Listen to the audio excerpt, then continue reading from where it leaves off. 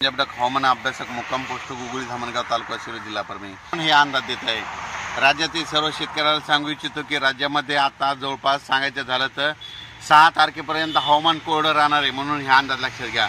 पण राज्यातले सर्व शेतकऱ्याला सांगू इच्छितो हा तातडीचा मेसेज म्हणतो, राज्यामध्ये 7 मे पासून ते 11 मे दरम्यान वादळी वाऱ्यासह विजेसह काही ठिकाणी गारपिटीसह पाऊस येणार आहे, अवकाळी पाऊस पडणार आहे, रानातून पाणी बाहेर निघणार असा पाऊस येणार आहे, म्हणून हा अंदाज लक्षात येतो।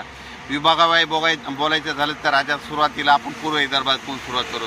राज्यामध्ये 7 ते 11च्या दरम्यान पूर्व विदर्भामध्ये म्हणजे खूप ठिकाणी शेतातून पाणी बाहेर निघाला असा पाऊस पडणार आहे, विजेचं पडणार आहे, विजा असणार आहे, गारपीट देखील होणार आहे, वारा देखील असणार आहे, म्हणून स्वतःची काळजी घ्यावी। त्याच्यानंतर पश्चिम विदर्भात देखील सर्व शेतकऱ्याला सांगू इच्छितो 7 ते 11 मे त्या दरम्यान तुम्ही तुमच्या हळद असेल, कांदा असेल काढून झाकून ठेवा, कारण की 7 ते 11च्या दरम्यान जोरदार पाऊस पडणार आहे, ओढे नाले वाहतील असा पाऊस येणार आहे, म्हणून हा अंदाज लक्षात येतो। त्याच्यानंतर मराठवाड्याकडे वळू। मराठवाड्यात देखील 7 ते 11 दरम्यान जोराचा पाऊस राहणार आहे, म्हणजे शेतातून पाणी बाहेर निघेल असा पाऊस राहणार आहे। ऊसावाल्यासाठी हा पाऊस चांगला राहणार आहे, म्हणून हा अंदाज लक्षात घ्यायचा। आणि मराठवाड्यातले देखील सर्व शेतकऱ्यांनी ज्यांचा कांदा असेल, हळद असेल 7 तारखेच्या आत तुम्ही काढून झाकून ठेवा, साठवून ठेवा, कारण की खूप मोठा पाऊस असणार आहे।